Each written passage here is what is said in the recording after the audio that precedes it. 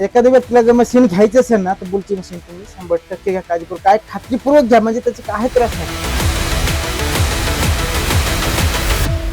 नमस्कार, माझं नाव विनोद आहे, विनोद ठाकूर. मी लोणीमध्ये राहिलेला आहे. मी 22 पासून मशीन चालवतो. सगळ्या मशीन टोटल चालवलं. आता परत बुलवर आहे मी. तर 5-6 पासून मशीन घेतली बुलची. काय आम्हाला त्याची काय अडचण नाही. लोडर वगैरे व्यवस्थित चालतो, बाईक वगैरे सगळं म्हणजे नाही का. जसं किर्लोस्करचं इंजन आहे, त्याचं काय बोलायचं गरजेच नाहीये.